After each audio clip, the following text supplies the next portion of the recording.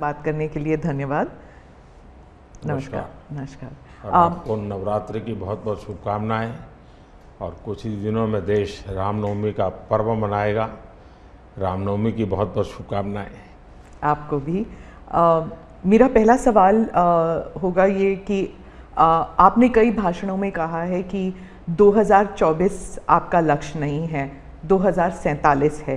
तो 2047 तक क्या कुछ होने वाला है और क्या ये चुनाव महज एक फॉर्मेलिटी है? मैं समझता हूं कि 2047 को और 2024 दोनों को मिक्सअप नहीं करना चाहिए, दो अलग चीज़ें हैं। जब देश आज़ादी के 75 साल अमृत महोत्सव मना रहा था, उसी समय मैंने ये विषय सबके सामने रखना शुरू किया था, आज से 1-2 साल पहले। और मैं ये कहता था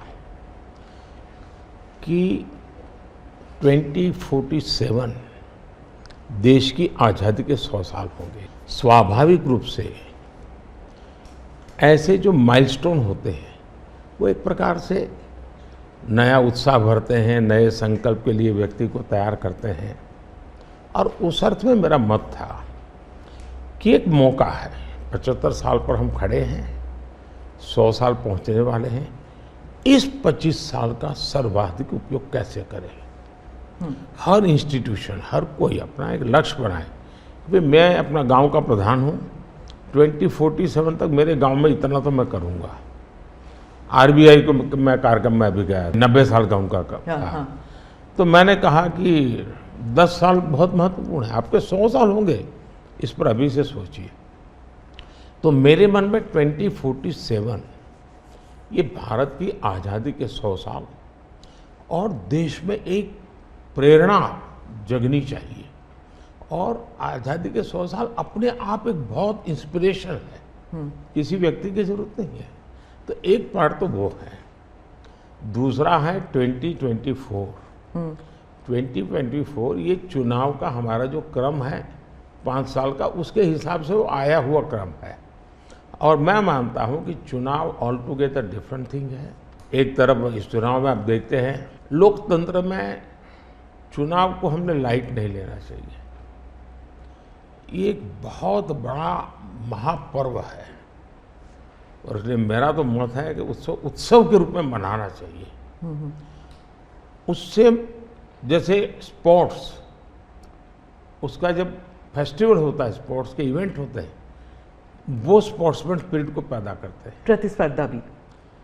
जब खेल का मैदान होता है तो देखने वाले, खेलने वाले, स्पोर्ट्समैन स्पिरिट का एक एनवायरनमेंट क्रिएट होता है जो हमारे संस्कार बन जाते हैं।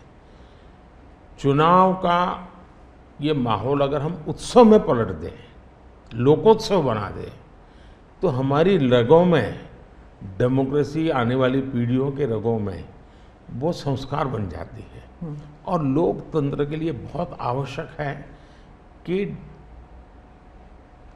लोकतंत्र ये सिर्फ संविधान की सीमाओं में नहीं बंधना चाहिए, हमारी रगों में होना चाहिए, हमारे संस्कार में होना चाहिए। और उस अर्थ में मैं 2024 को देखता हूँ। ये बात सही है कि हमारा 25 साल का विजन, और उसमें मैंने बहुत काम किया है। और ये आज कर रहा हूँ ऐसा नहीं है। शायद मैं जब गुजरात में था तब भी इन दिशा में सोचता था। अब देखिए 2024 का चुनाव तो देश के सामने एक अवसर है कि एक कांग्रेस सरकार का मॉडल और एक बीजेपी सरकार का मॉडल, उनका 5-6 दशक का काम, मैं उनके लिए बहुत खुला मैदान छोड़ता हूँ, 5-6 दशक का काम, और मेरा सिर्फ 10 साल का काम।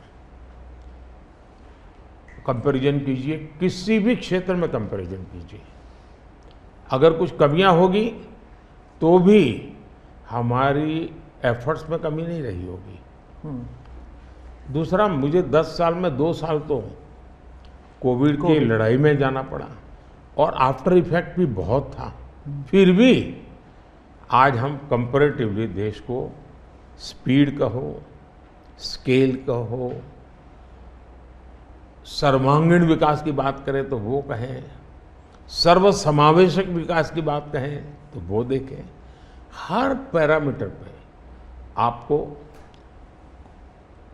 कांग्रेस के मॉडल से एक ऐसा मॉडल नजर आ रहा है कि हाँ, इस रास्ते पर हम चलेंगे इतनी गति से, और गति और बढ़ानी है मुझे। अगले टर्म में गति भी बढ़ानी है और स्केल भी बढ़ाना है, तो वो तो मेरा लक्ष्य ही है। दूसरा, आप देखेंगे कि जब देश चलाने की देशवासी जिम्मेवारी देते हैं तो आपका सिंगल माइंडेड फोकस होना चाहिए। देश के लोग दुर्भाग्य से पहले की राजनीतिक कल्चर ने परिवार को कैसे मजबूत बनाना, परिवार की जड़ों को कोई उखाड़ न दे, उसी में शक्ति लगाते रहे। जबकि मैं देश मजबूत इसी एक लक्ष्य को लेकर के काम कर रहा हूँ। मेरी सरकार पूरी उस लक्ष्य को लेकर के काम रही है। और जब देश मजबूत होता है तो हर कोई उसका बेनिफिशियरी संतोष अनुभव करता है। हाँ यार, कुछ तो हो रहा है, मेहनत तो कर रहा है, ईमानदारी से कर रहा है, इन चीज़ों का इम्पैक्ट होता है। तो 2024 ये चुनाव है और चुनाव का मैदान है, तो हम एक अपने ट्रैक रिकॉर्ड को लेकर के गए हैं और वे अपने ट्रैक रिकॉर्ड को लेकर के आए हैं। अब प्रधानमंत्री जी, आपने दो चीज़ों का जिक्र किया जिसके बारे में पूछना चाहूँगी। एक तो वो जब आरबीआई में जब आपने कहा 2014 विजन वगैरह की बात कर रहे थे, तो जब आप कहते हैं कि ट्रेलर है, आपके स्पीचेस में कहते हैं अभी तो ट्रेलर है, मैं बहुत कुछ करने वाला हूँ, तो एक कस्बा होता है जो थोड़ा नर्वस हो जाता है कि करने क्या वाले हैं मोदी जी। एक वो नर्वस होते हैं, जो दूसरी जिनका विश्वास आप पर पूर्ण तरह है, वो सोचते हैं कि हाँ अभी और काम बाकी है और मोदी जी उसे अंजाम देने वाले हैं। तो दोनों के लिए आप अगर हमें बताएं कि विजन क्या है कि 2047 तक किस तरह ये विजन सक्सेसफुल होगा, क्या आपका गेम प्लान है? जब मैं कहता हूँ कि मेरे मन में बहुत बड़े बड़े प्लान है और उसके लिए बहुत बड़े बड़े फैसले हैं, किसी को डरने की ज़रूरत नहीं है। मेरे निर्णय किसी को डराने के लिए नहीं है, किसी को दबाने के लिए भी नहीं है। मेरे निर्णय देश के सर्वांगीण विकास के लिए है, जन कल्याण के लिए है, देश के युवाओं के एस्पिरेशंस को मैं देर करना नहीं चाहता हूँ, मैं समय बिगाड़ना नहीं चाहता हूँ, उस अर्थ में मैं कह रहा हूँ। दूसरी बात है, ज़्यादातर सरकारों का स्वभाव होता है वो ये मिजाज में रहते हैं हमने तो सब कुछ कर लिया, हम तो सब कुछ करते हैं। मैं नहीं मानता हूँ मैंने सब कुछ कर लिया है। मैंने ज़्यादा से ज़्यादा करने का प्रयास किया है, सही दिशा में जाने का प्रयास किया है, फिर भी बहुत कुछ है जो मुझे अभी भी करना है, क्योंकि मैं देखता हूँ मेरे देश की कितनी आवश्यकताएं हैं। हर परिवार का सपना, वो सपना कैसे पूरा हो, ये मेरे दिल में पड़ा हुआ है। और इसलिए मैं कहता हूँ जो हुआ है वो ट्रेलर है, आपको अच्छा लगा है, लेकिन मैं बहुत अधिक करना चाहता हूँ, उस अर्थ में मैं उस बात को कहता हूँ। दूसरी बात है कि 2047 का जो विजन का सवाल है, एक तो मैं लंबे समय तक मुख्यमंत्री रह करके आया हूँ और मैं अनुभव करता था कि बार बार चुनाव, आचार संहिता, किसी भी राज्य में चुनाव हो तो मेरे राज्य से 30-40 सीनियर अच्छे अफसर ऑब्जर्वर के नाते जाते थे, इलेक्शन ड्यूटी, तो 40-50 दिन तक वो बाहर रहते थे। तो मुझे एक चिंता रहती थी कि मैं सरकार कैसे चलाऊं, क्योंकि देश में ऐसे चुनाव होते ही रहते और मेरे ऑब्जर्वर जाते रहते, तो फिर मैंने सोचा कि मैं ये इसको वैकेशन नहीं मानता हूँ। मैं चुनाव होगा तो उस पीरियड को वैकेशन के रूप में नहीं लूँगा। मैं अफसरों को पहले से काम देता हूँ, भाई अगली सरकार के लिए ये काम करो। तो मैं उस समय भी 100 दिन का प्लान करता था हाँ, उसी पे पूछना था मुझे। हाँ। अभी तो चुनाव हो ही रहे हैं, अभी रिजल्ट्स भी नहीं आए और आप 100 दिन का प्लान बना रहे हैं। मैं चुनाव में जाने से पहले शुरू किया। हाँ। और दरअसल मैंने कैसे किया कि मैं पिछले 2 साल से 2047 को ध्यान में रख के काम करता था, और उसके लिए मैंने देश भर में लोगों के ओपिनियन मांगे, सुझाव मांगे। शायद 15 लाख से अधिक लोगों के मैंने सुझाव दिए हैं कि वो आने वाले 25 साल में हिंदुस्तान को कैसे देखना चाहते हैं। और मैंने सभी यूनिवर्सिटीज़ को कांटेक्ट किया, मैंने अलग अलग एनजीओ को कांटेक्ट किया, संगठनों को, और 15-20 लाख लोग उन्होंने इनपुट दिया। फिर मैंने एआई की मदद लेकर के उसको सब्जेक्ट वाइज बनाया, उसका काफ़ी मैंने टेक्नोलॉजी, आर्टिफिशियल इंटेलिजेंस, हाँ, टेक्नोलॉजी का भरपूर उपयोग किया। ओके। मैंने हर विभाग में अफसरों की एक डेडिकेटेड टीम बनाई कि भाई इस पर काम कीजिए, कैसे हो सकता है अगले टर्म के लिए, 25 साल के लिए। 25। और फिर मैंने खुद ने उनके साथ बैठा, प्रेजेंटेशन दिए 2-2, 2.5 घंटे, और मेरा विजन के अनुरूप क्या चीज़ें हैं, कौन सी चीज़ें डुएबल हैं, कौन सी चीज़ें डुएबल नहीं, थोड़ा सा ट्रेलर बता सकते हैं? उसको मैं ऐसा है कि आचार संहिता चल रही है। अच्छा। मैं अभी अगर इन चीज़ों को बताऊंगा तो शायद कोई उसको गलत अर्थ में ले लेगा, तो मैं उसमें फंसना नहीं चाहता हूँ जी। लेकिन इसमें कुछ छुपा हुआ नहीं है, मिल ही जाएगा। दूसरा मैंने कहा कि मैं चाहता हूँ कि ये जो मैं डॉक्यूमेंट बना रहा हूँ, जो मेरा विजन है, लेकिन वो विजन मोदी की बपौती नहीं है, वो 15-20 लाख लोगों के विचारों को उसमें समाहित किया। एक प्रकार से इसकी ओनरशिप देश की है। 15-20 लाख लोग इनपुट देते हैं, मतलब पूरा देश दे रहा है जी। मैंने क्या किया है कि मैंने उसको अभी डॉक्यूमेंट के रूप में तैयार करवा रहा हूँ। जैसे ही चुनाव प्रक्रिया पूरी हो जाएगी तुरंत वो स्टेट को भेज दिया जाएगा। ओके। मैं चाहूँगा कि स्टेट उस पर काम करे, स्टेट को क्या लगता है, क्या हो सकता है, क्या नहीं। और वो सिर्फ बीजेपी स्टेट्स नहीं है, सभी नहीं, पूरा देश, ये देश का है, ये भाजपा का नहीं है जी। ओके। ये काम देश का है जी। फिर मैं नीति आयोग की मीटिंग बुलाऊंगा, उसमें इस पर व्यापक चर्चा करूंगा मुख्यमंत्रियों के साथ, और फिर उसमें से एक फाइनल चीज बनेगी।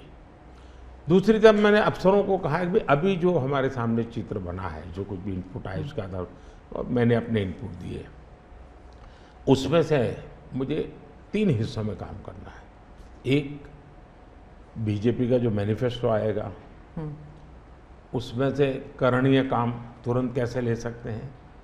दूसरा, ये जो 25 साल का हमारा जो एक खाका बना है, जो मेरा अपना विजन है, अभी तो मैं चाहूँगा कि मुझे और भी उसमें क्रिटिकल इनपुट चाहिए मुझे। मैं ऐसा नहीं मानता हूँ कि सब कुछ मुझे ही समझ और मुझे ही दिखता है।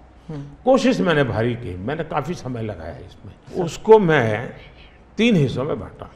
एक 25 साल, उसके लाइट में मेरे नेक्स्ट 5 ईयर, और उसके लाइट में मेरे फर्स्ट 100 डेज। तो इस प्रकार से मैंने पूरा डिजाइन टाइम टेबल बना लिया, अफसरों को काम पे लगा दिया है, क्योंकि मैं 1 मिनट भी गंवाना नहीं चाहता हूँ जी। अब आपको याद होगा 2019 में बहुत कम लोगों को ध्यान रहता है, उस समय भी मैंने 100 दिन का काम दे करके चुनाव के मैदान में गया था, और जब मैं वापस आया आर्टिकल 370 100 दिन में मैंने कर दिया। 3 तलाक से मेरी बहनों को मुक्ति दिला दी, पहले 100 दिन में किया। यूएपीए बिल सिक्योरिटी को लेकर के हमने 100 दिन में कर दिया। बैंकों का मर्जर बहुत बड़ा काम था, हमने 100 दिन में किया। इतना ही नहीं, पशु का टीकाकरण, ये कोविड के टीकाकरण की इतनी चल रहा है ना, मैं देश में पहली बार करीब 15,000 करोड़ रुपया लगा करके पशुओं के टीकाकरण का बड़ा अभियान चला रहा हूँ, और मैंने 19 में पहले 100 दिन में किया था। तो मैं 100 दिन का क्या काम करना वो हैफाजत नहीं करता, मैं बिल्कुल प्लानिंग करके उसको आधार पर आगे चलाता हूँ। मोदी जी, आपने एक टर्म कॉइन किया है जो बहुत ही लोकप्रिय हो गया है, मोदी की गारंटी। अब चुनाव के वक्त कई लोग कह रहे हैं कि क्या उम्मीदवार जो है वो नॉट इम्पॉर्टेंट है, वोट तो सिर्फ मोदी जी को जा रहा है क्योंकि मोदी जी की गारंटी है। तो इलेक्शन के दौरान ये सब टर्मिनोलॉजी इंपॉर्टेंट होता है। पहली बात है, उम्मीदवार ही नहीं, चुनाव में हर मतदाता इम्पोर्टेंट होता है। चुनाव में बूथ लेवल का कार्यकर्ता भी इम्पोर्टेंट होता है, कैंडिडेट भी उतना ही महत्वपूर्ण होता है। और इसलिए ये कह देना कि और किसी का महत्व नहीं होता है, ये वरना इतना बड़ा चुनाव हो ही नहीं सकता है जी, तो बहुत महत्व होता है। जहाँ तक गारंटी का सवाल है, आज हमारे यहाँ दुर्भाग्य से शब्दों के प्रति जो कमिटमेंट होना चाहिए, वो एक प्रकार से लग रहा है कि ये तो चलते का नाम गाड़ी, कुछ भी बोल दो, कहीं पर भी बोल दो, कोई जिम्मेवारी नहीं। अब आप देखा होगा इन दिनों एक नेताजी के पुराने ढेर सारे वीडियो बाजार में घूम रहे हैं और उनके एक विचार से दूसरा विचार कितना कॉन्ट्राडिक्टरी है। अब लोग एक साथ देखते हैं, अरे ये आदमी इतना हमें मूर्ख बनाता था, हमारी आंख में धूल झोंकता। अभी मैंने एक नेता का भाषण सुना, उन्होंने कहा एक झटके में मैं गरीबी हटा दूंगा। अब जिनको 5-5, 6-6 दशक देश का राज करने को मिला, वो जब आज कहेंगे कि मैं एक झटके में गरीबी हटा दूंगा, तो देश सोचता है ये क्या बोल रहे हैं जी। तो मुझे लगता है पॉलिटिकल लीडरशिप की क्वेश्चनेबल होती जा रही है। ऐसे में प्राण जाए और वचन न जाए, ये महान परंपरा से हम निकले हुए लोग हैं। मैं मानता हूं कि नेताओं ने ओनरशिप लेनी चाहिए, जिम्मेवारी लेनी चाहिए। ये मैं जो बोल रहा हूं मतलब मेरी जिम्मेवारी है, ये कोई करेगा ऐसा करेगा ऐसे नहीं चलता है। और उसमें से मैंने बल दिया है गारंटी का। मैं कमिटमेंट भी करता हूं और उसका मैं ओनरशिप ले रहा हूं। और जब ओनरशिप लेते हैं ना, तो देश को भरोसा होता है। आज आप देखिए कि हम जो बात कहते हैं उस पर लोगों का भरोसा है। 370 हटाऊंगा, भले हमें पार्टी का जन्म हुआ तब से हम कह रहे थे, हमारे श्यामा प्रसाद मुखर्जी ने बलिदान दिया था, लेकिन हम उस पर पक्के मन से लगे हुए थे। जब मेरा मौका आया, मैंने पूरी हिम्मत दिखाई, 370 गई और आज जम्मू कश्मीर का भाग्य बदल गया। 3 तलाक कितने ही चीजों से गुजरा, पॉलिटिकल लीडरशिप डर गई, लोगों को रहा भी इनके पर क्या भरोसा करें। ये तो एक बार एक बोलते दूसरी बार, लोगों का भरोसा तब बनता है, कहेगा यार ये खुद खड़े रहेंगे, ये खड़े रहेंगे, और जाना भी है तो जिम्मेवारी लेकर के जाएंगे कि भाई ये था, मैं सोचा था, नहीं कर पा रहा हूं, मैं जा रहा हूं वापिस। लेकिन भरोसा बहुत बड़ी ताकत होती है, और भारत जैसे देश में ये भरोसा को मैं अपनी जिम्मेवारी मानता हूं, और इसलिए मैं बार बार गारंटी ये कहता हूं। मोदी जी, आप भरोसे की बात करते हैं, जब भी हमारे कैमरा टीम्स जहाँ भी जाते हैं, वो सब यही कहते हैं कि जो मतदाता हो या कैंडिडेट हो, वो सब यही बात करते हैं, मोदी पर भरोसा। तो have we come to this situation जहाँ पे पहले होते थे, बोला जाता था कि Indira is India, India is Indira, और अब है मोदी इज भारत, भारत इज मोदी। क्या उस लेवल पर पहुंच गए हैं? ऐसा है कि देश ये कहता है, और जो मैं खुद भी फील करता हूँ, कि ये माँ भारती का बेटा है, ये माँ भारती का संतान है। उससे ज़्यादा न लोग मुझे मेरे लिए सोचते हैं, न ही मेरे लिए बोलते हैं। भारत माँ का संतान है, माँ की सेवा कर रहा है, तो इतना ही बहुत है। मैं राम मंदिर प्राण प्रतिष्ठा की बात करती हूँ। इसको एक राजनीतिक रंग नहीं चढ़ना चाहिए था, लेकिन हो गया है, और जब इलेक्शंस आ गए हैं तो फिर चाहे ऑपोजिशन हो या बीजेपी हो, एक दूसरे पर आरोप लगाते हैं, तुम पापी तुम पापी।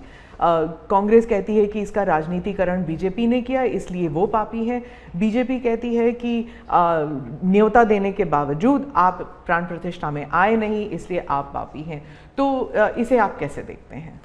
पहली बात है कि इसका राजनीतिकरण किसने किया। और इसको आज की घटनाओं से मत, जब हमारा जन्म भी नहीं हुआ था, हमारी पार्टी पैदा भी नहीं हुई थी, उस समय अदालत में ये मामला निपटाया जा सकता था, समस्या का समाधान हो सकता था। भारत विभाजन हुआ तो विभाजन के समय ये तय कर सकते हैं, चलो भाई इतनी इतनी चीज़ें ऐसा कर लो, वो नहीं किया गया। क्यों? कि एक ऐसा हथियार हाथ में है, जो हथियार वोट बैंक पॉलिटिक्स के लिए मजबूती का एक दांव है, इसलिए उसको पकड़ के रखा गया और बार बार उसको भड़काया गया। अब जब ये अदालत के अंदर मामला चल रहा था, अदालत में अभी जजमेंट ना आए वहां तक कोशिश की गई। न्यायिक प्रक्रिया से होना चाहिए, तो हमारा संविधान हमें कहता है और सरकार की तो जिम्मेवारी है, लेकिन उसमें भी अड़ंगे डालना, ये क्यों? क्योंकि उनके लिए ये राजनीतिक हथियार था, ऐसे लोगों के लिए।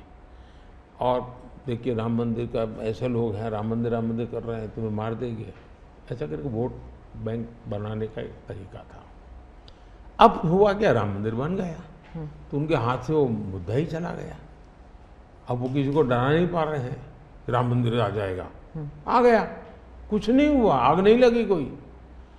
दूसरा, इनकी प्रकृति, आप सोमनाथ मंदिर से लेकर के अब तक की घटनाएं देखिए, वे भारत की मूलभूत आस्थाएं, भारत का मूलभूत जो पिंड है, उसके प्रति नेगेटिविटी लेकर के ही देश में वो अपनी बातें। अब सोमनाथ मंदिर को क्या प्रॉब्लम था, सरदार पटेल थे, डॉक्टर राजेंद्र बाबू को जाना था, वहां तो न जनसंघ था, न भाजपा था, न आरएसएस थी, न कोई लड़ाई थी, लेकिन उन्होंने मना कर दिया जाने। वो जो नेहरू जी की जो चिट्ठी थी, हाँ, जो भी है, अब ये और वो परंपरा आज भी चल रही है कि प्राण प्रतिष्ठा का निमंत्रण मिले और आप उसको ठुकरा दें।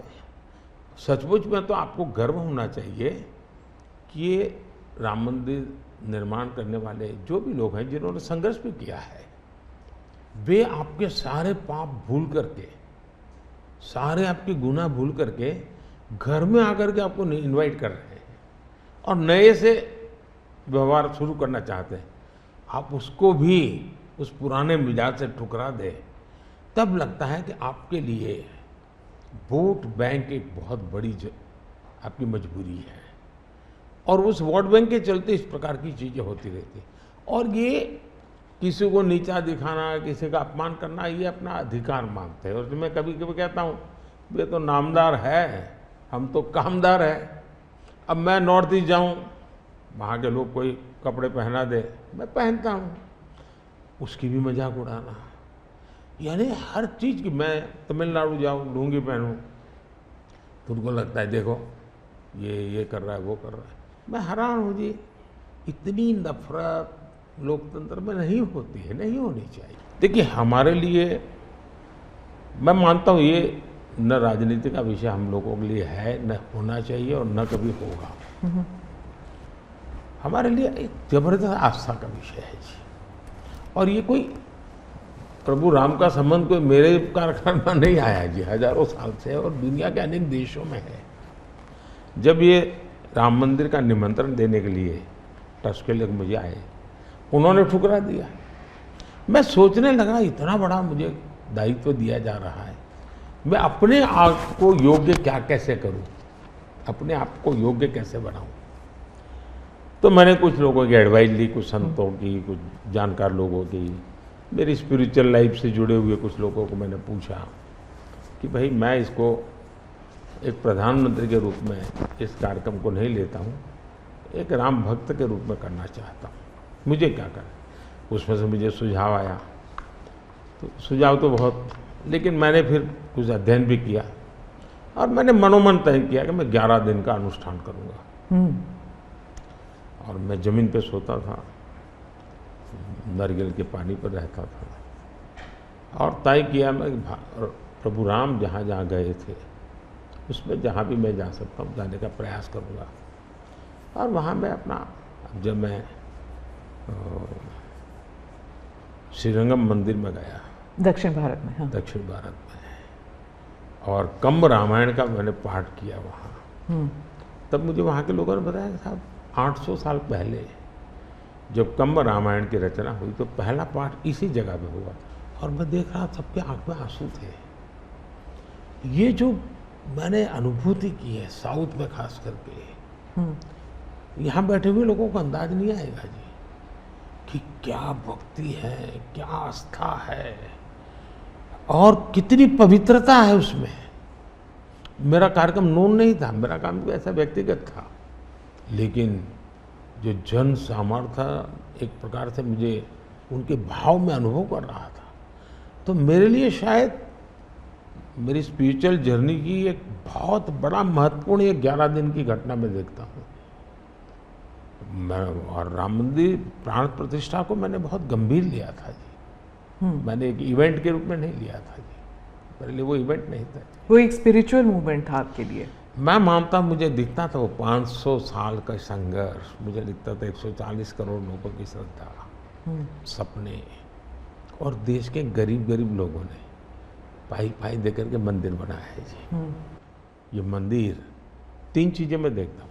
एक, 500 साल का अविरत अखंड एक निष्ठ संघर्ष, लाखों लोगों का एक काम के लिए बलिदान। दूसरा, लंबी न्यायिक प्रक्रिया, इतने सालों की न्यायिक प्रक्रिया, और न्यायिक प्रक्रिया के हर तराजू से तूल करके निकला हुआ, कसौटी हुआ। दूसरा, टेक्नोलॉजी का उपयोग, ASI के द्वारा उसकी खुदाई, सबूत, ये एक बहुत बड़ा। और चौथा, हिंदुस्तान के कोटि कोटि लोगों ने 1-1, 2-2, 5-5 रुपया जो भी दे सकते हैं दे करके ये मंदिर बनाया है। ये मंदिर सरकारी खजाने से नहीं बना है।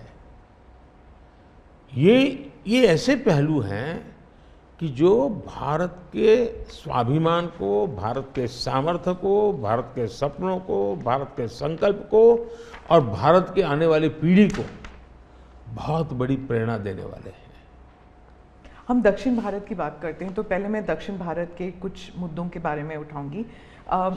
बीजेपी का एक ऐसा नेता तमिलनाडु में उभर के आया है जो इसके लिए मीडिया अटेंशन काफ़ी कुछ आ रहा है, वो है अन्नामलाई जी। तो वो काफ़ी कॉन्फिडेंट हैं कि तमिलनाडु में बीजेपी को डबल डिजिट फिगर आएंगे।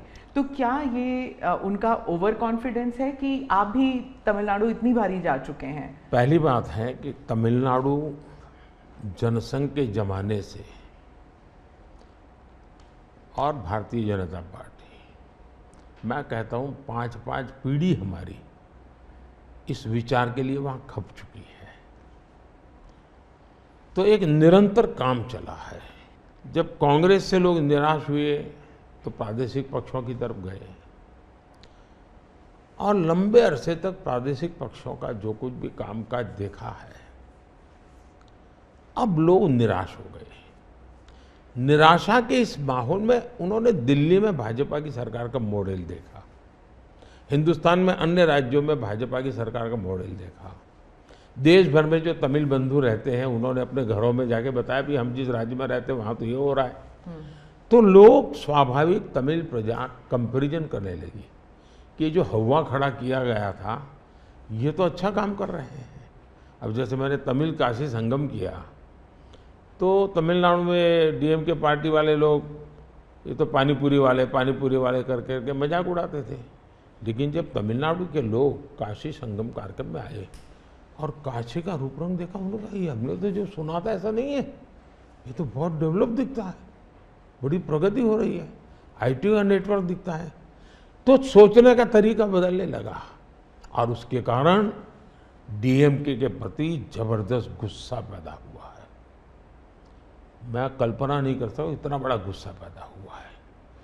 वो गुस्सा पैदा डाइवर्ट हो रहा है बीजेपी की तरफ पॉजिटिव वे में। और अन्नामलाई एक बहुत ही अच्छे आर्टिकुलेट है, यंग है, बहुत ही अपनी IPS कैडर में बहुत बड़ी प्रतिष्ठित नौकरी छोड़ कर के आए हैं, दूसरा, लोग सोचते कि यार इतना बड़ा होनहार कैरियर छोड़ के आया आदमी, तो डीएमके या डीएमके में चला जाता, उसकी तो जिंदगी बन जाती। तो वो मानने नहीं गया, वो बीजेपी में आया। तो लोग आप यार ये बीजेपी में गया है मतलब कुछ मेटल है, कुछ अच्छे इरादे वाला इंसान लगता है, तो स्वाभाविक रूप से उसके आकर्षण का केंद्र बना है। और मेरी पार्टी की विशेषता है, हम हर स्तर के हर छोटे मोटे कार्यकर्ता जिसमें क्षमता है उनको अवसर देते हैं।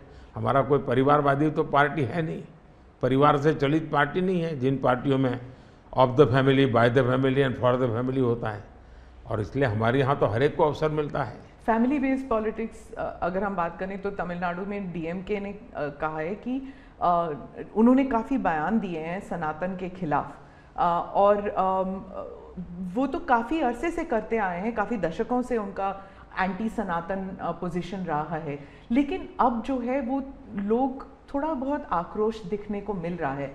तो आप क्या समझते हैं कि is it because of awareness कि लोग बीजेपी की तरफ मुड़ रहे हैं, या फिर सनातन के खिलाफ जो उनके स्टेटमेंट्स है वो बाकी राज्यों में भी ये फैल रहा है? अब मैं इस सवाल को जरा अलग तरीके से देखता हूँ। सवाल हमें कांग्रेस को पूछना चाहिए। जो कांग्रेस जिसके साथ किसी जमाने में महात्मा गांधी का नाम जुड़ा हुआ था, जो कांग्रेस जहां इंदिरा गांधी जी गले में माला खुलेआम पहन करके घूमती थी, रुद्राक्ष माला जो, हाँ, रुद्राक्ष माला पहन करके घूमती थी इंदिरा जी। सवाल कांग्रेस को पूछना चाहिए कि तुम्हारी क्या मजबूरी है कि सनातन के खिलाफ इतना जहर उगलने वाले लोगों के साथ तुम क्यों बैठे हो भाई? क्या तुम्हारी राजनीति अधूरी रह जाएगी क्या? ये कौन सी कांग्रेस की सोच विकृति आ रही है कांग्रेस में, ये चिंता का विषय है। डीएमके का तो जन्म शायद इस नफरत में पैदा हुआ होगा, और धीरे धीरे वो नफरत का खेल भी उनका लोग स्वीकार करने नहीं लगे हैं, और इसलिए वो नए नए तौर तरीके अपना करके बोल रहे हैं। प्रश्न उनका नहीं है, प्रश्न कांग्रेस जैसी पार्टी का है कि उसने अपना मूल कैरेक्टर गंवा दिया है क्या? जब संविधान सभा में जो लोग बैठे थे तो ज़्यादातर गांधीयन लोग थे, ज़्यादातर कांग्रेस की विचारधारा से जुड़े हुए लोग थे, और पहला संविधान बना, उसके हर पेज पर जो पेंटिंग है रामायण, वो सनातन की ही परंपरा से जुड़े हुए हैं। तो आपका संविधान बना, उस संविधान में सनातन का गौरव का हिस्सा था, और आज सनातन को इतनी भयंकर गालियां देने की हिम्मत हो और आप उनके साथ चुनाव की राजनीति करें, उनके साथ मंच साझा करें, मजबूरी कांग्रेस की ये देश के लिए चिंता का विषय है। और जो तमिलनाडु के मुख्यमंत्री और कुछ और दक्षिण के मंत्री हैं, मुख्यमंत्री हैं, वो कहते हैं कि जो दक्षिण है वो अलग इकाई है, उत्तर अलग इकाई है, दक्षिण भारत और उत्तर भारत, और बीजेपी जो है वो दक्षिण भारत में सेंध नहीं कर सकती। राहुल गांधी ने तो संसद में भी कहा था कि आप अगर पूर्व से देखें, बंगाल से देखें, उड़ीसा, आंध्र प्रदेश, तेलंगाना, तमिलनाडु, केरल तक जाएं, पूरे उस एरिया में बीजेपी सेंध नहीं कर पाएगी। दो अलग इकाई है क्या दक्षिण भारत और उत्तर भारत? पहली बात है, भारत बहुरत्ना वसुंधरा है, भारत विविधताओं से भरा हुआ देश है। यहाँ रेगिस्तान भी हैं, यहाँ समुद्री तट भी हैं, यहाँ हिमालय भी हैं, और यहाँ सह्याद्री भी हैं, यहाँ गंगा के पट भी हैं और कावेरी के पट भी हैं। तो भारत को टुकड़ों में देखना ये भारत के प्रति नासमझी का परिणाम है। अगर यही भाव होता, अगर आप हिंदुस्तान में देखें प्रभु राम के नाम से जुड़े हुए गांव कितने सबसे ज़्यादा कहाँ है, तो तमिलनाडु में है। इतने सारे गांव के नाम हैं कि उसमें राम तो होगा ही होगा। अब इसको आप कैसे अलग कह सकते हैं? किसको गले उतारेंगे आप? लेकिन भारत की विविधता है, पंजाबी जैसा होगा वैसा नागालैंड का व्यक्ति नहीं होगा, गुजराती जैसा होगा वैसा कश्मीर का व्यक्ति नहीं होगा। तो विविधता ही तो हमारी शक्ति है, हमने विविधता को सेलिब्रेट करना चाहिए। हमें गुलदस्ता ऐसा है भारत का जिसमें हर एक का अपना फूल दिखाई दे, ये भाव होना चाहिए। कांग्रेस कहती है कि बीजेपी और खासकर मोदी जी इस विविधता को अप्रिशिएट नहीं करते, एक रंग में ढालना चाहते हैं, और अगर 400 सीट जो आप कह रहे हैं अगर वो आ जाता है तो संविधान रद्द हो जाएगा, एक ही भाषा, एक ही रहन सहन, एक ही तरीका होगा, और वो है जो मोदी जी कहेंगे। मैं समझ नहीं पाता हूँ कि जो व्यक्ति यूएन में जाकर के पहली बार दुनिया की सबसे पुरातन भाषा तमिल भाषा का गुणगान करता हो, किस आधार पर उस व्यक्ति को आप ऐसे आरोप लगा रहे हो? मेरा तो मत है, और मैं जब कपड़े अलग अलग राज्य के पहनता हूं तो उनको ये परेशानी हो रही है। मुसीबत उनकी है कि वो एक सांचे में देश को डालना चाहते हैं। हम तो विविधता की पूजा करते हैं, हम विविधता को सेलिब्रेट करते हैं, और मैं हमको क्या, हर एक को कहता हूं, जैसे हमने कहा कि भाई डॉक्टर बनना है, इंजीनियर बनना है, मातृभाषा में क्यों नहीं बन सकता है? जब मैं मातृभाषा में डॉक्टर इंजीनियर बनने की बात करता हूँ, मतलब कि मैं मातृभाषा को सेलिब्रेट कर रहा हूँ, उसका महात्मा बढ़ा रहा हूँ। मुझे ये अभी एक गेमिंग वाले सब बच्चों के साथ बैठा था, तो उन्होंने से किसी ने पूछा कि हमारे लिए कोई संदेश, तो ऐसे मैंने कहा एक काम करो, अब जब भी आप हस्ताक्षर कहीं करेंगे, सिग्नेचर करेंगे, अपनी मातृभाषा में सिग्नेचर करो, इतना तो गर्व करो। अब मैं तो विविधता को लाने की कोशिश कर रहा हूँ, अब उनको आरोप लगाने हैं, क्या करेंगे? कुछ मुख्यमंत्री हैं वो कहते हैं कि उन्हें सेंटर से सहयोग नहीं मिलता। दक्षिण के भी कुछ मुख्यमंत्री हैं, आप भी मुख्यमंत्री रह चुके हैं, अब प्रधानमंत्री हैं पिछले 10 साल में। क्या कोऑपरेटिव फेडरलिज्म को लेकर आपके विचार बदल गए हैं जब आप मुख्यमंत्री थे और जब अभी आप प्रधानमंत्री हैं? दरअसल, और क्या उन्हें नहीं मिलता सहयोग? दुर्भाग्य हुआ है कि जो रीजनल एस्पिरेशंस होते हैं उसको सबसे ज़्यादा तवज्जो देनी चाहिए, ये मेरी पार्टी की फिलॉसफी है। अगर आप रीजनल एस्पिरेशंस जो हैं उसको नकार करके विकसित भारत का सपना पूरा नहीं कर सकते। दूसरा, मैं गुजरात में लंबे समय तक मुख्यमंत्री रह के आया हूँ, और मेरा सौभाग्य है कि देश में मैं पहला प्रधानमंत्री ऐसा हूँ कि जिसके पास राज्य के मुख्यमंत्री का इतना बड़ा अनुभव रहा है। तो एक मुख्यमंत्री के नाते केंद्र से क्या अपेक्षाएं होती हैं, केंद्र से क्या तकलीफें होती हैं, उसको मैंने भली भांति झेला है, समझा भी है, और इसलिए मैं कतई नहीं चाहूँगा कि मेरे देश का कोई राज्य, उसका उमंग उत्साह हो विकास का, उस पर कोई रुकावट पैदा हो। अगर रुकावट हटा सकता हूँ और उसमें मैं उनकी मदद कर सकता हूँ, वो भी मैं करने के लिए, क्योंकि मुझे देश बनाना है। दूसरा, मैं जब गुजरात था तब भी मेरा मंत्र था, यहाँ सरकार यूपीए की थी, तब भी मेरा मंत्र था भारत के विकास के लिए गुजरात का विकास। मैं गुजरात का विकास करूंगा, क्यों? क्योंकि मुझे मेरा देश का विकास करना है। हमारे देश में वातावरण बनना चाहिए, और हमने एस्पिरेशनल डिस्ट्रिक्ट की कल्पना की। हर राज्य में हमने कहा भी ये राज्य के पैरामीटर के बराबर है। भारत सरकार ने योजना बनाई, उसकी मदद की। सभी राज्य आज हमारे एस्पिरेशनल डिस्ट्रिक्ट में और एस्पिरेशनल ब्लॉक में मिलकर के हम काम कर रहे हैं, और बहुत अच्छे परिणाम नजर आ रहे हैं। अब आप कोरोना देखिए, मैंने इतनी बार चीफ मिनिस्टर से मीटिंग की, शायद 20-25 बार, और हर चीज़ में सब मिलकर के निर्णय करते थे। तो हम साथ मिलकर के चले तो हम कोरोना के जंग को जीतने में सफल हुए। और मैं पब्लिकली कहता हूँ कि कोरोना की लड़ाई में भारत की सफलता का कारण मैं सभी राज्यों का भी उतना ही योगदान है, मैं रिकॉग्नाइज करता हूँ। और इसलिए मैंने हमेशा कहा है कि देश को आगे ले जाना है तो हमें कॉम्पिटिटिव कोऑपरेटिव फेडरलिज्म चाहिए। हमारे यहाँ स्पर्धा होनी चाहिए, तंदुरुस्त स्पर्धा होनी चाहिए विकास की, तब जाकर के। अब देखिए G20, मैं G20 दिल्ली में कर सकता था, मैंने ऐसा नहीं किया। हिंदुस्तान के हर राज्य में G20 समिट किया, क्योंकि हर राज्य में G20 को सबसे ज़्यादा अवसर मिले, लोगों को उस राज्य को देखने का अवसर मिले, राज्य को अपना एक्सपोजर के लिए ग्लोबल प्लेटफॉर्म मिल जाए। क्यों? क्योंकि मैं चाहता हूँ मेरा देश का हर कोना मेरे लिए देश ही है। मोदी जी, दो सवाल G20 को लेकर मैं पूछना चाहती थी आपसे। एक तो वो जो क्लासिक शॉट था ना, वो प्रेसिडेंट बाइडेन और प्रिंस सलमान जो हैंडशेक वाला जो शॉट, उसके बारे में एक। दूसरा, वेस्टर्न मीडिया में बहुत से आर्टिकल्स आते थे उस वक्त कि कोई कंसेंसस होगा नहीं, डिक्लेरेशन होगा नहीं, पर हो गया डिक्लेरेशन। तो ये दो, इन दोनों चीज़ों की बैक स्टोरी बताइए। एक तो आपने वो हैंडशेक कैसे करवाया और दूसरा डिक्लेरेशन कैसे हुआ?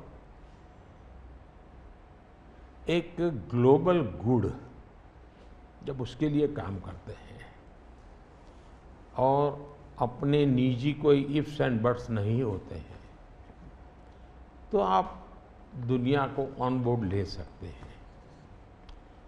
और मेरी कोशिश ये थी कि मुझे बताइए भाई, आखिरकार ये G8 और G20 पैदा कैसे हुआ? जिन मुद्दों को लेकर के पैदा हुआ तो उस मुद्दों से हटना नहीं, और उसमें सब मेरे से कन्विंस हुए, सब लोग कन्विंस हुए। कुछ लोगों से मुझे व्यक्तिगत बातचीत करने की ज़रूरत थी, मैंने वो भी किया। कुछ शब्दों की किसी के आग्रह रहते थे, उनको मैंने समझाने का प्रयास किया। दूसरा, मेरा इरादा था कि मैं लास्ट डे, लास्ट सेशन में नहीं करूँगा, मैं इसको इतना जल्दी करूँगा कि लोग सरप्राइज कर जाएंगे। और इसलिए मैंने दूसरे ही दिन, पहले ही सत्र में डिक्लेरेशन वाला काम पूरा कर दिया। तो जो नेगेटिव अनुमानों के आधार पर सारा G20 घसीटने की कोशिश होती थी, मैं इसको किसी भी हालत में चौंका देना चाहता था। तो दैट वाज माय स्ट्रेटेजी, और वो स्ट्रेटेजी सफल हुई। और मुझे खुशी है, जहाँ तक दुनिया के उन देशों को क्यों लाए साथ, कैसे लाए। देखिए, सिल्क रूट की चर्चा हम बहुत समय से सुनते आए हैं। सिल्क रूट किसने बनाया, कैसे बना, कोई हिस्ट्री अवेलेबल नहीं है। तो सिल्क रूट चल पड़ा और यानी इवॉल्व हुआ धीरे धीरे। हम लोगों ने ये जो IMEC की दिशा में हम गए हैं, ये बहुत बड़ा गेम चेंजर बनने वाला है और आने वाले हजारों साल उसका इम्पैक्ट है। जैसा सिल्क रूट का इम्पैक्ट हजारों साल रहा, वैसा इसको इम्पैक्ट रहने वाला है। और उसमें मैं सबको विश्वास हुआ कि भाई हाँ, ये तरीका है। उसमें गल्फ कंट्रीज का भी पॉजिटिव और प्रोएक्टिव रोल था। भारत ने एक अच्छी भूमिका निभाने का भारत को अवसर मिला। US, यूरोप हमारे साथ थे और सबको लगा कि एक कॉन्क्रीट पॉजिटिव आउटकम निकलेगा, तो हम उसको लेकर के मिलते थे।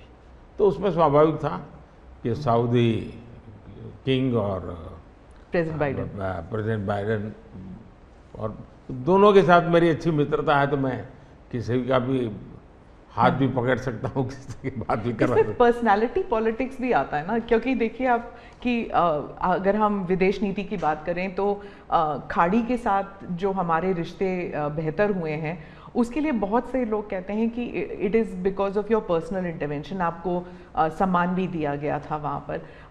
तो चाहे ईस्ट एशिया हो या वेस्ट एशिया हो, इसमें पर्सनालिटी पॉलिटिक्स कहाँ तक इम्पोर्टेंट है कि आप उनके जो राष्ट्रपति हैं या प्रधानमंत्री हैं, उनके साथ आपका वाइबिंग होता है, आप उनके साथ बातचीत करते हैं और वो फिल्टर डाउन होता है। फिर कहाँ तक इसमें पर्सनालिटी पॉलिटिक्स भी है?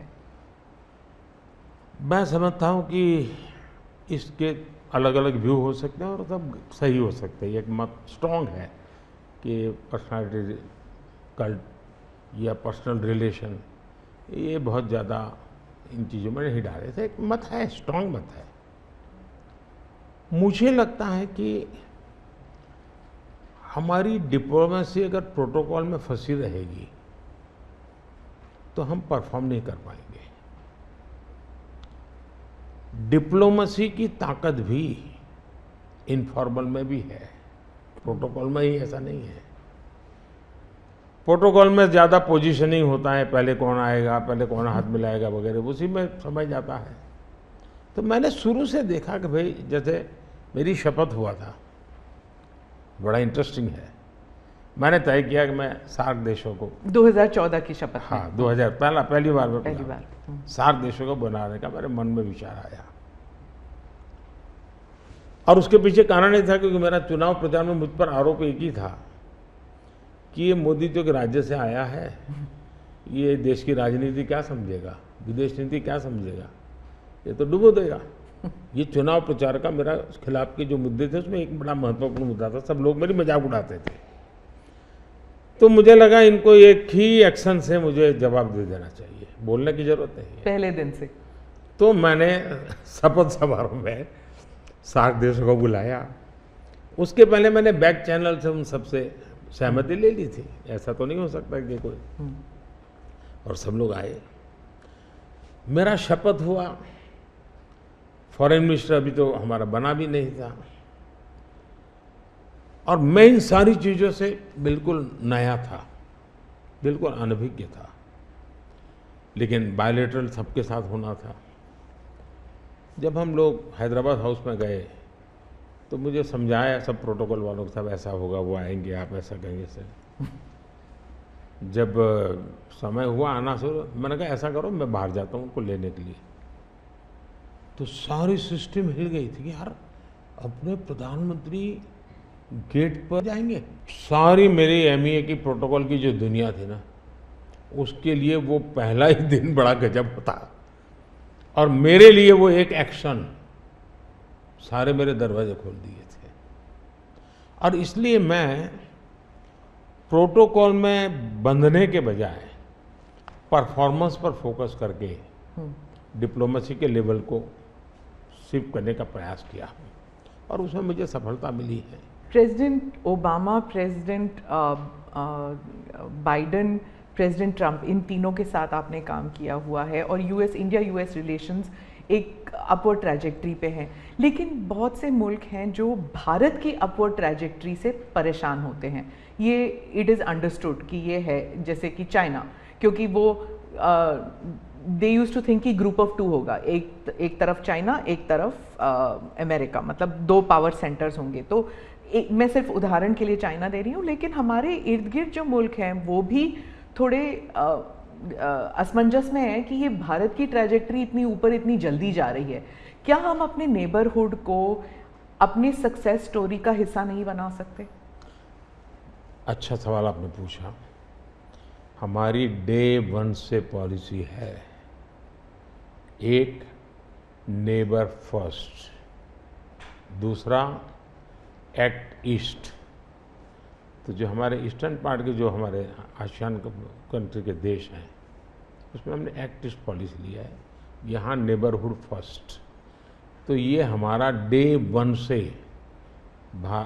हमारे देश की भी पॉलिसी है और हमारी भी पॉलिसी है। पहले लूकैस था, मैंने आकर के उसको एक्ट ईस्ट कहा। लेकिन इसमें दूसरा, आज दुनिया के सैकड़ों मील दूर भी कोई देश है, उनको लगता है कि भारत की प्रगति में हमारा कोई बेनिफिट है, तो पड़ोसी क्यों नहीं देखेगा? आज पड़ोसी सबसे ज़्यादा खुश हैं क्योंकि भारत उनके सबसे, अब जैसे कोविड के कालखंड में कोई पड़ोसी देश ऐसा नहीं है कि जिसकी हमने मदद नहीं की हो। नेचुरल कैलेमिटी, कोई ऐसा देश नहीं है। अब जब नेपाल में भूकंप आया, फर्स्ट रिस्पॉन्डर हम थे। श्रीलंका में बहुत बड़ा क्राइसिस आया, उस क्राइसिस के समय सबसे ज़्यादा उनको मुसीबत में से बाहर निकालने का कोई काम किया है तो हिंदुस्तान ने किया, और पब्लिकली वो रिकग्नाइज करते, इसको कहते हैं। और इसलिए मैं तो दूसरा अनुभव कर रहा हूँ, वो हमसे बहुत अपेक्षाएं करते हैं, और पॉजिटिव अर्थ में मैं कहता हूँ, अच्छे रूप में देखते हैं। और भारत ने भी कहा है कि भाई हम हमारे सभी देशों को, पड़ोसियों को शक्तिशाली और समृद्ध देखना चाहते हैं। आपने दोस्ती का हाथ बढ़ाया था 2014 से ही पाकिस्तान, चाइना के साथ भी ऐसे किया था। लेकिन जब आप सक्सेस स्टोरी या अपने नेबरहुड फर्स्ट की बात करते हैं तो पाकिस्तान, चाइना, मालदीव्स ये भी आते हैं, और यहाँ पर कटाक्ष है अगर आप बात करें तो। इसके लिए सुधार उसमें उनकी अंदरूनी राजनीति महत्वपूर्ण है। भारत और उन देशों का संबंधों से ज़्यादा उनका इंटरनल पॉलिटिक्स के लिए कुछ चीज़ें जरूरी है। जी, विदेशी मीडिया जो है वो हमेशा कहती है कि Modi is the most popular prime minister in India. वो इस बारे में कोई दो राय नहीं है, लेकिन ये भी कहती है a strong Modi means democracy start sliding. मतलब लोकतंत्र के लिए खतरा है अगर मोदी जी और स्ट्रॉन्ग हो जाएंगे, लेकिन भारत में कुछ और ही है। वही रेटिंग्स, वही एजेंसीज कहते हैं कि लोग जो हैं वो खुश हैं कि मोदी जी अगर स्ट्रॉन्ग हो जाएं, तो उन्हीं के रेटिंग्स ये कहते हैं। आप इस बारे में क्या कहेंगे? पहली बात है कि उनकी टर्मिनोलॉजी क्या है और उनके इस कंक्लूजन पर आने का आधार क्या है, ये अपने आप में एक रिसर्च का विषय है। लेकिन मैं ये समझ नहीं पाता हूँ कि जिस देश में 6 लाख पंचायतें चुने हुए लोगों से चलती हो, दुनिया में कोई देश ऐसा है जहाँ 6 लाख पंचायतें और नियमित रूप से चुनाव जहाँ होते हैं, इतने राज्य, अनेक पार्टियों की सरकारें। हमारे देश में शायद ही कोई ऐसी पॉलिटिकल पार्टी होगी जो कहीं सत्ता में ना हो। तो ये सब होने के बावजूद अगर ये कहना कि सर्वसत्ताधीश कोई बन रहा है, तो ये तो मुझे लगता है उनको जानकारियों का अभाव है हिंदू। दूसरा, अगर मोदी सर्वसत्ताधीश के रूप में रहता तो G20 में मेरे अगल बगल में ही कर रहा है। मैंने तो राज्यों के पास, क्योंकि डेमोक्रेटिक कैरेक्टर है ये हमारा। मोदी जी एक मैं मदर ऑफ डेमोक्रेसी इसकी दुनिया में गुंज कर रहा हूँ, तो उनको क्वेश्चन हो रहा है, क्योंकि वो अभी भी स्वीकारने को तैयार नहीं कि भारत मदर ऑफ डेमोक्रेसी है। हाँ, एक सवाल था, यूक्रेन में जब युद्ध चल रहा था तो भारत के जो वहाँ पर छात्र थे उन्हें सुरक्षित रूप से वापस भारत लाया गया। ये एक दिल हिलाने वाला किस्सा था। इसमें आपने हॉस्टिलिटीज़ रोकने के लिए पर्सनल हस्तक्षेप किया था, पर्सनल इंटरवेंशन किया था, ये सुनने में आया है। तो इसके बारे में कुछ बताएंगे? देखिए, यूक्रेन की चर्चा जरा ज़्यादा हुई है खिलाफ, लेकिन मैं 14 से लेकर ऐसी कई घटनाएं हैं। अगर आपने एक सुषमा स्वराज जी का एक इंटरव्यू है, आप देखिए कि कैसे यमन में से हमने हिंदुस्तान के लोगों को लाए, और सऊदी किंग के साथ मैंने बात कर करके उनसे कहा भाई मुझे वहाँ यमन से लोगों को लाना है, तो आपका बॉम्बार्डिंग चल रहा है, हम कर नहीं पा रहे हैं, मुझे कैसे मदद करेंगे? तो उन्होंने कहा कुछ समझ लीजिए मुझे। और सुषमा जी ने अपने इंटरव्यू में सारी चीज़ें कही हुई है। भारत की रिक्वेस्ट पर एक पीरियड रहता था जिस पीरियड में बॉम्बार्डिंग नहीं होता था, और उस समय हम हवाई जहाज़ में हमारे लोगों को निकालते। यमन से करीब 5000 लोगों को हम लाए थे। उसी प्रकार से यूक्रेन में, मेरा यूक्रेन से भी इतना ही घनिष्ठ नेता है, मेरा रशिया से भी इतना ही घनिष्ठ नाता रहा है। दोनों राष्ट्रपति के साथ में बहुत मित्रतापूर्ण मेरा रहा है। मैं पब्लिकली राष्ट्रपति पुतिन को कह सकता हूँ कि युद्ध का समय नहीं है। मैं यूक्रेन को भी कह सकता हूँ पब्लिकली कि बातचीत के रास्ते पर ही जाना चाहिए, और इसके कारण मेरी क्रेडिबिलिटी है। और जब मैंने कहा भाई भारत के इतने लोग, हमारे नौजवान फंसे हुए हैं और मुझे आपकी मदद चाहिए, और मैं आप क्या व्यवस्था कर सकते हो, फिर मैंने बताया मैंने इतनी व्यवस्था की है, आप इतना मेरी मदद कीजिए। उन्होंने मदद की, और भारत के तिरंगे की ताकत इतनी थी कि विदेशी व्यक्ति की भी भारत का तिरंगा हाथ में रखता था तो उसके लिए जगह मिल जाती थी। तो मेरा तिरंगा ही मेरी गारंटी बन गया था। मोदी जी, मैं डोमेस्टिक पॉलिटिक्स पे वापस आती हूँ। एक सवाल है इलेक्टोरल बॉन्ड्स के बारे में। राहुल गांधी जो हैं वो हर भाषण में कहते हैं, और विपक्ष के नेता भी कहते हैं कि इसमें धांधली हुई है। आपकी पार्टी के लोग भी कहते हैं कि अगर गलती है, अगर इसमें कोई गुंजाइश है इसके सुधार में, तो वो कर सकते हैं। क्या ये गलत फैसला था इलेक्टोरल बॉन्ड्स का? पहली बात है कि हमारे देश में लंबे अरसे से चर्चा चली है कि चुनावों में काला धन एक बहुत बड़ा खतरनाक खेल हो रहा है। देश के चुनावों को काले धन से मुक्ति मिले, इसके लिए कुछ करना चाहिए। चर्चा लंबे समय से चल रही है। चुनाव में खर्च तो होता ही होता है, कोई इनकार नहीं कर सकता है। मेरी पार्टी भी करती है, सब पार्टियां करती है, कैंडिडेट भी करते हैं, और पैसे लोगों से लेने पड़ते हैं, सब पार्टियां लेती हैं। मैं चाहता था कि हम कुछ कोशिश करें कि इस काले धन से हमारे चुनाव को कैसे मुक्ति मिले, ट्रांसपेरेंसी कैसे आए। एक प्रामाणिक पवित्र विचार मेरे मन में था, रास्ते खोज रहे थे, एक छोटा सा रास्ता मिला, वही पूर्ण है। वैसे हमने उस समय भी क्लेम नहीं किया था, पार्लियामेंट में डिबेट में सबने उसको सराहा भी था।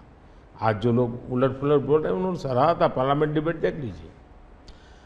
हमने कैसे कैसे काम किए, जैसे 1000 और 2000 के नोट खत्म कर दिए। चुनाव में वही बड़े बड़ी मात्रा में ट्रैवलिंग करते हैं, क्यों कि ये काला धन खत्म हो। हमने सुप्रीम कोर्ट ने कहा था कि 20,000 रुपये तक पॉलिटिकल पार्टियां कैश ले सकती हैं। मैंने कानून बनाकर, नियम बना करके 20,000 को 2,500 कर दिया। क्यों? क्योंकि मैं नहीं चाहता था कि ये कैश वाला कारोबार चले। फिर मैंने कहा कि इलेक्टोरल बॉन्ड, कि जो पार्टी अपना सीक्रेसी मेंटेन करना चाहती है। होता था क्या, जैसे हम पहले बीजेपी में चेक से पैसा लेंगे तय किया, तो सब व्यापारी लोग हमें आकर के कहें साहब हम चेक से दे ही नहीं सकते। हमने कहा क्यों नहीं दे सकते? बोले हम चेक से देंगे तो हमें लिखना पड़ेगा, हम लिखेंगे तो जो सरकार है वो देखेगी कि ये विपक्ष को इतना पैसा दिया, तो हमें तो वो परेशान करेंगे। तो बोले हम तो पैसे देने के लिए तैयार है लेकिन चेक से नहीं देंगे। तो मुझे याद है हमारे 90 के दशक में जो चुनाव में हमको बड़ी दिक्कत आई थी, पैसे नहीं थे हमारे पास, और हम नियम लगा के बैठे थे कि हम चेक से लेंगे। देने वाले देने को तैयार थे, चेक से देने की उनकी हिम्मत नहीं थी। तो ये सारी चीज़ों का मुझे पता था। तो मैंने कहा भाई, तो हमने कहा भाई ऐसा है, अब देखिए इलेक्टोरल बॉन्ड न होते तो किस व्यवस्था में ताकत है वो ढूंढ के निकालते कि पैसा कहाँ से आया और कहाँ गया। ये तो इलेक्टोरल बॉन्ड की सक्सेस स्टोरी है कि इलेक्टोरल बॉन्ड थे तो आपको ट्रेल मिल रहा है मनी का, कि किस कंपनी ने दिया, कैसे दिया, कहाँ दिया। अब उसमें अच्छा हुआ बुरा हुआ वो विवाद का विषय हो सकता है, इसकी चर्चा हो। मुझे जो चिंता है वो, मैं ये कभी नहीं कहता हूँ निर्णय में कोई कमी नहीं होती है, निर्णय तो चर्चा कर सीखते हैं, सुधारते हैं, इसमें भी सुधार के लिए बहुत संभावना है। लेकिन आज हम पूरी तरह काले धन की तरफ देश को धकेल दिया है, और इसलिए मैं कहता हूँ सब लोग पछताएंगे। जब बात में ईमानदारी से सोचेंगे सब लोग पछताएंगे। अब देखिए इलेक्टोरल बॉन्ड का भी विशेषता देखिए कैसा झूठ चल रहा है। कुल देश में 3,000 कंपनियों ने इलेक्टोरल बॉन्ड दिए हैं। उसमें 3,000 में 26 कंपनियां ऐसी हैं जिन पर कार्रवाई हुई है। ये कहते हैं ना ईडी वीडी टिकना फलाना, 3,000 डोनर है उसमें सिर्फ 26, और उनमें से 16 कंपनियां ऐसी थी छापा जब लगा उस समय बॉन्ड खरीदा। कोई जोड़ सकता है इसको? अगर बॉन्ड खरीदा, लोग ये जोड़ रहे हैं, उसकी विशेषता ये है कि ये जो 16 कंपनियों ने बॉन्ड खरीदा उसमें से 37 पैसा अमाउंट बीजेपी को डोनेशन में मिली। 37, 63% बीजेपी के विरोधी पार्टियों को मिली। अगर पूरे जोड़े जाएं तो हाँ, मैं ये 16 कंपनी जिसका ईडी सीबीआई कोई न कोई उस समय एक्शन भी हुआ और बॉन्ड भी निकला, 37% अमाउंट बीजेपी ने, 63 ऑपोजिशन को। क्या ईडी रेड करे और ऑपोजिशन को डोनेशन देने का कार्यक्रम वर्क करे? क्या बीजेपी ऐसा करेगी? इसका मतलब कि 63% पैसा विपक्ष के पास जाए और आप आरोप हम पर लगाएं, लेकिन उनको गोलमोल बोलना है और भाग जाना है। हम ट्रांसपेरेंसी की बात करते हैं तो विपक्ष कहता है कि ईडी, सीबीआई, आईटी, सारे के सारे इदारे जो हैं, इलेक्शन कमीशन को भी जोड़ते हैं वो, कि सारे इदारों पर बीजेपी हावी है और लेवल प्लेइंग फील्ड है ही नहीं। मतलब they already making the ground कि इलेक्शन जो है वो फेयर नहीं हो सकता। इसमें एक भी कानून मेरी सरकार ने नहीं बनाया, चाहे ईडी हो, सीबीआई हो, चाहे इलेक्शन कमीशन। ऊपर से हमने तो इलेक्शन कमीशन में सुधार किए हैं। आज इलेक्शन कमीशन बनता है तो ऑपोजिशन भी उसमें होता है। पहले तो प्रधानमंत्री एक फाइल पे साइन करके इलेक्शन कमीशन बना देता था, और जो उनके परिवार के साथ निकट जुड़े थे ऐसे ऐसे लोग इलेक्शन कमिश्नर बने थे। ऐसे लोग इलेक्शन कमिश्नर बने थे जो वहाँ से निकलने के बाद राज्यसभा के मेंबर बने, उनकी सरकार के मिनिस्टर बने। ऐसे इलेक्शन कमिश्नर बने थे जो कांग्रेस के बाद में कैंडिडेट बने, और इसलिए हम उस लेवल पे प्ले नहीं कर सकते। तो हमारा लेवल प्ले फील्ड हो ही नहीं सकता, हम ऐसे बन ही नहीं सकते। हम अच्छे रास्ते पर जाना चाहते हैं, हम उस रास्ते पर जाना नहीं चाहते। दूसरी बात है, आखिर ईडी सीबीआई कैसे बनी? ईडी वगैरह का आप देखेंगे या इलेक्शन कमीशन का अपने एक कहावत है, नाच न जाने आंगन टेढ़ा। और इसलिए कभी ईवीएम का बहाना निकालेंगे, कभी मूलतः पराजय के लिए वो कुछ रीजनिंग अभी से सेट करने में लगे हैं ताकि पराजय उनके खाते में न चढ़ जाए। वो कह रहे हैं लड़े कैसे आप? या तो ऑपोजिशन लीडर्स को जेल में डाल रहे हैं, या फिर अगर वो आपकी पार्टी में आ गए तो सारे पाप धुल गए। कितने ऑपोजिशन लीडर जेल में हैं? कोई मुझे बताए। और क्या यही ऑपोजिशन लीडर उनके सरकार चलाते थे? या जेल का डर है? हाँ, डर तो पाप का होता है जी, ईमानदार को क्या डर होता है? मेरे यहाँ भी तो उन्होंने मेरे होम मिनिस्टर सबको जेल में डाल दिया था। दूसरा, ईडी की बात करते हैं। आप गुजरात के बारे में कह रहे हैं जब आप मुख्यमंत्री? हाँ, मैं मुख्यमंत्री था। अच्छा, जो ईडी की बात करते हैं, ईडी ने जितने केसेस किए ना, उसमें से सिर्फ, देश को समझना, सिर्फ 3% ही पॉलिटिकल लोग इन्वॉल्व है जिन पर एक केस हुए हैं।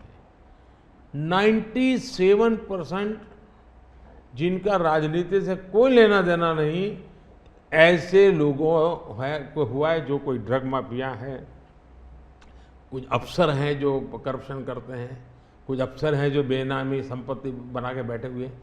97% केस उन पर हुए हैं, जेलों में वो लोग गए हैं। अच्छा, मजा देखिए, ईडी एक स्वतंत्र संस्था को काम कर देना चाहिए, नहीं करने देना चाहिए? बनाई क्यों भाई? 2014 से पहले ये संपत्ति अटैच करने का ईडी को अधिकार है। 2014 से पहले उन्होंने सिर्फ 5,000 करोड़ रुपए की संपत्ति अटैच की।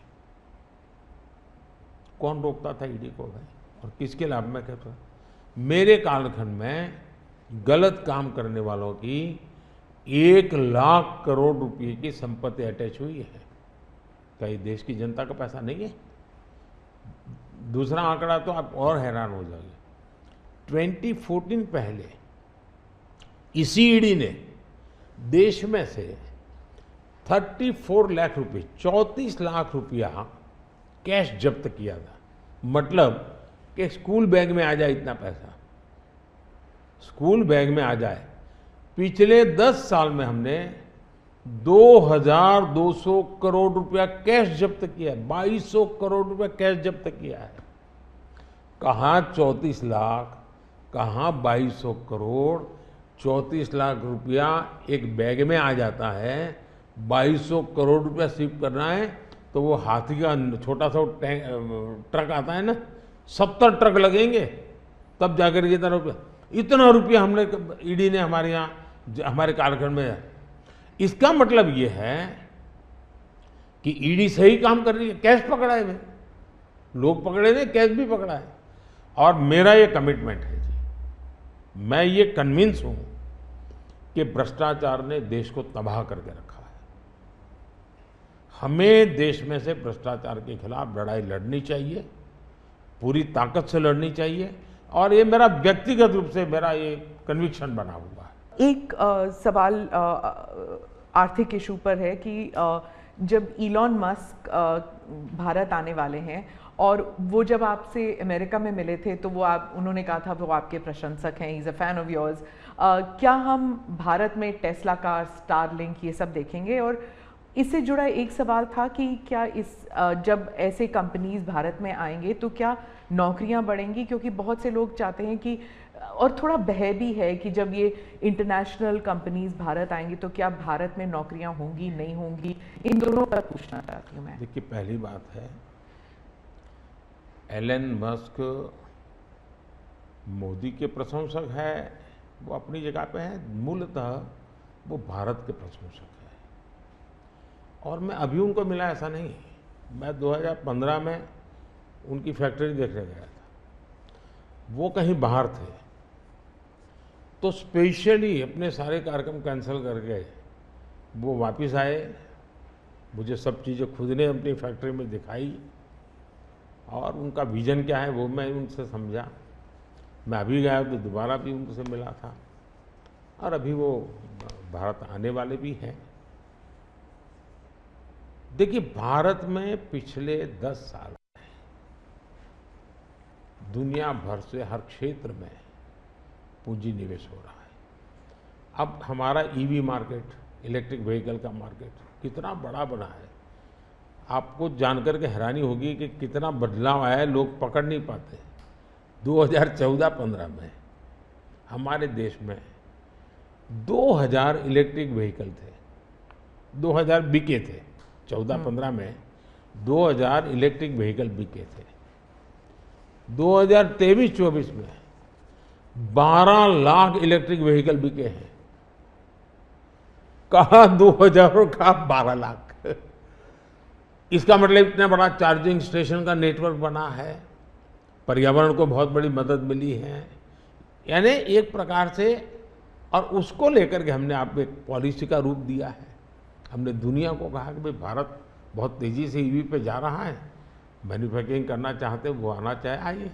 इतना ही नहीं, मैं चाहता हूँ हिंदुस्तान में निवेश आना चाहिए, क्योंकि भारत में वो चीज़ें जिसमें भले पैसा किसी का भी लगा हो, पसीना मेरे देश का लगना चाहिए, उसके अंदर सुगंध मेरे देश की मिट्टी की आनी चाहिए, ताकि मेरे देश के नौजवानों को रोजगार मिले। और मैं उसके लिए, आप देखिए, गूगल उसका बड़ा काम यहाँ कर रहा है, सैमसंग यहाँ पर आया, एप्पल बहुत बड़ी मात्रा में यहाँ पर आया। हमारे यहाँ बड़ोदरा के अंदर एयरक्राफ्ट मैन्युफैक्चरिंग के लिए काम शुरू हुआ, सेमीकंडक्टर के लिए अभी तो ताइवान के एक लीडर का बड़ा अच्छा बयान भी आया। यानी हम हर क्षेत्र में चाहते हैं कि लोग टेक्नोलॉजी ट्रांसफर करें, हम चाहते हैं कि लोग पूंजी निवेश करें, हम चाहते हैं कि हमारे देश के नौजवानों को रोजगार मिले। जी। मैं ये अब मुझे मंजूर नहीं है कि मेरा देश के गेहूं बाहर जाए और ब्रेड में बाहर से लूँ। मैं ऐसा नहीं चलाऊँगा। जो भी करूँगा मेरे देश में करूँगा, मेरे देश के नौजवानों के लिए करूँगा, और मैं इसके लिए नीतियाँ भी बनाता हूँ, हिम्मत के साथ बनाता हूँ, और लोग आ भी रहे हैं, भरोसा कर रहे हैं। प्रधानमंत्री जी, अंत में 2 सवाल पूछना चाहूँगी। एक तो फर्स्ट टाइम वोटर्स, पहले बार जो मतदान करने वाले हैं, उनके लिए आपका क्या संदेश है? और दूसरा, जो ईमानदार मध्यम वर्गीय करदाता है, honest middle class tax payer, millions are there, तो उनके लिए वो क्या उम्मीद कर सकते हैं मोदी 3.0? देखिए, मैं जो विकसित भारत की बात करता हूँ, उसके साथ साइमल्टेनियस किसका भविष्य जुड़ा हुआ है? जो आज 20 साल का, 22 साल का है, वो 2047 में है, उसकी पूर्ण जिंदगी का एक कालखंड है एक प्रकार से, तब वो 40, 45, 50 का होगा। मतलब ये भारत के विकसित भारत बनने की प्रक्रिया और उसकी जिंदगी की प्रक्रिया दोनों साथ है, गोल्डन अपॉर्चुनिटी है उसके साथ। ये सबसे ज़्यादा बेनिफिशियरी आज का जो फर्स्ट टाइम वोटर है, वो 2047 का सबसे बड़ा बेनिफिशियरी बनने वाला है। ये बात मैं उसको समझा रहा हूँ कि भाई मैं तेरा भविष्य बना रहा हूँ, तुम मेरे साथ जुड़ जाओ, और मैं क्या मानता हूँ कि वो जुड़ेगा।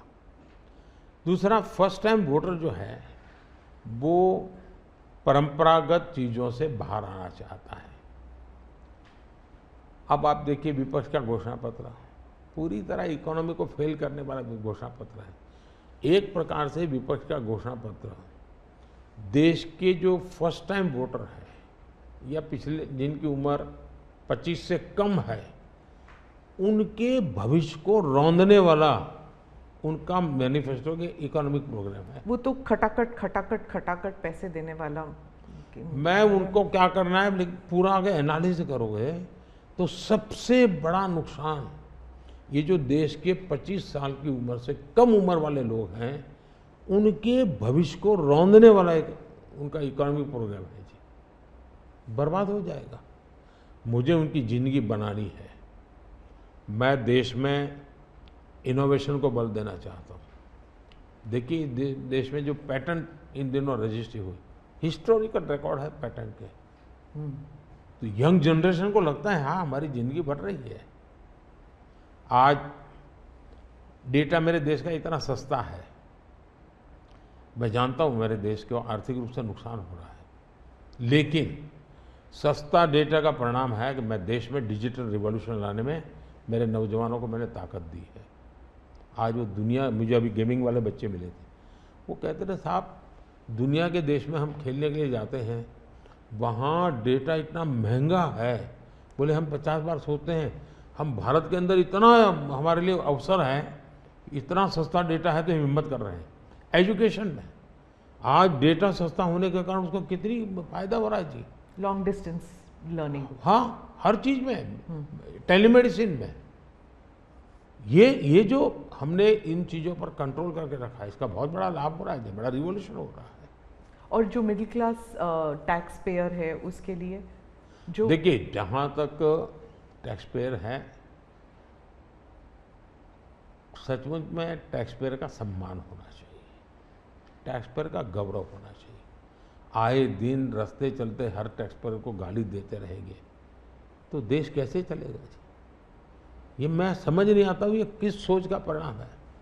देखिए क्या बदलाव आया है। मैं टैक्स पेयर की बात करूँ, पिछले 10 वर्ष में ITR फाइल करने वालों की संख्या 2 गुने से अधिक हो गई।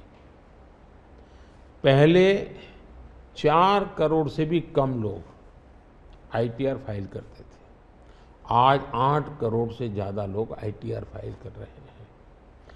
टैक्स कलेक्शन 3 गुना बढ़ोतरी हुई है। मतलब पहले जो नेट टैक्स कलेक्शन होता था वो 11 लाख करोड़ रुपये होता था, आज net tax collection 34 lakh crore रुपये हो रहा है। ये क्यों हो रहा है? उसको भरोसा है कि वो जो पैसा दे रहा है ना वो सही जगह पे उपयोग हो रहा है, विकास के काम, चोरी लूटफाट में नहीं आया, इसलिए वो विश्वास के कारण देने के लिए आगे आया है। दूसरा, 7 लाख रुपये तक की इनकम पर टैक्स हमने माफ कर दिया है, जो पहले 2-2.5 लाख पे अटका हुआ था। 7 लाख रुपये कमाई तक कोई टैक्स नहीं देना है, फिर भी मेरे यहाँ टैक्स बढ़ रहा है। यानी, और इसलिए मैं मानता हूँ, मैं तो हर टैक्स पेयर का हृदय से आभार व्यक्त करता हूँ, क्योंकि जो मुझे सपने पूरे करने हैं उसमें टैक्स पेयर जो धन देता है उसी से होने वाला है। और मैं मानता हूँ देश की प्रगति के लिए करदाताओं की संख्या बढ़नी चाहिए और करदाताओं पर बोझ कम होना चाहिए। इस मूलभूत फिलॉसफी की तरफ मैं आगे बढ़ना चाहता हूँ। जैसे, और मैं तो करदाताओं से एक प्रार्थना भी करूँगा कि देश के खातिर विकसित भारत के लिए करदाता क्या कर सकता है। मैं उनको कहूँगा कि आप कम से कम 3 लोगों को जो टैक्स नहीं देते हैं उनको प्रेरित करो कि वो टैक्स देना शुरू करें। हर टैक्स पेयर सिर्फ 3 लोगों को प्रेरित करें। और मैं उनको समझाता हूँ, जब मैं गरीब का घर बनाता हूँ उसमें जो ईंट लगती है ना, किसी न किसी टैक्स पेयर की ईंट है, वो उसका जो पुण्य है ना, वो जो परिवार उसमें रहता है, जो पुण्य संतोष व्यक्त करता है, उसका पुण्य उस टैक्स पेयर को जाता है। किसी गरीब को मैं जब मुफ्त राशन देता हूँ, जब खाना पका करके अपने बच्चों को खिलाता है ना, तब वो कोई टैक्स पेयर सोचे कि हाश मैंने टैक्स दिया था, वो भूखा बच्चा खाना खा रहा है, उसको टैक्स देने का आनंद आएगा। और इसलिए मैं टैक्स पेयर का धन, जन कल्याण के काम, इनको कोरिलेट कर करके ही चलना चाहता हूँ, ताकि देने वाले को संतोष हो कि मेरे पैसों से ये हो रहा है। ये बहुत बड़ी आवश्यकता है। और मैं बार बार कहता हूँ कि ये जो गरीब के घर की थाली है ना, उसका संतोष का जो पुण्य है ना, उसका हकदार कोई है तो देश का टैक्स पेयर है। मोदी जी, चुनाव के दौरान आपने वक्त निकाला और हमसे इतनी सारी बातें की, उसके लिए धन्यवाद। बहुत बहुत धन्यवाद आपको। और मेरे देशवासियों से ये फर्स्ट टाइम वोटर्स को मेरी अपील है कि देश के नाम वोट कीजिए। मैं उनको कोई राजनीतिक वोट के लिए नहीं कह रहा, देश के नाम वोट कीजिए। खुद का आने वाला 25 साल के भविष्य के लिए वोट करें, ये मैं उनसे आग्रह करूंगा। दूसरा, मैं देशवासियों का कहूँगा, मैं सभी पॉलिटिकल पार्टी के वर्कर्स को भी कहना चाहूँगा कि गर्मी बहुत है, धूप में सभी पार्टी के वर्कर दौड़ रहे हैं। मैं सभी पार्टी के वर्कर को कहूँगा, बहुत पानी पीजिए, बहुत पानी पीजिए, दौड़िए, बहुत दौड़िए, लेकिन पानी बहुत पीजिए, ताकि इस धूप में, इस गर्मी में मतदाताओं को भी कहूँगा कि इतनी ही धूप क्यों ना हो, आप मतदान अवश्य करें। हो सके तो सुबह जल्दी जल्दी मतदान कीजिए। ये और लोकतंत्र के उत्सव के रूप में चुनाव को मनाएं, यही मेरी प्रार्थना होगी देशवासियों को। अगली चुनाव सर्दियों में कीजिएगा और 1 नेशन 1 इलेक्शन वाला। आपने सही मुद्दा उठाया। 1 नेशन 1 इलेक्शन हमारा एक कमिटमेंट है। हमने पार्लियामेंट में भी बोला हुआ है, हमने कमेटी भी बनाई थी, कमेटी का रिपोर्ट भी आया है। तो 1 नेशन 1 इलेक्शन के संबंध में देश में बहुत लोग ऑन बोर्ड आए हैं, सभी दलों ने, बहुत लोगों ने इसमें जो कमेटी को अपना सुझाव दिए हैं, बहुत ही पॉजिटिव सुझाव आए हैं और बड़े इनोवेटिव सुझाव आए हैं। और देश का बहुत बड़ा लाभ होगा अगर हम इस रिपोर्ट को लागू करवा पाते हैं तो। जी, धन्यवाद मोदी जी। नमस्कार, थैंक यू।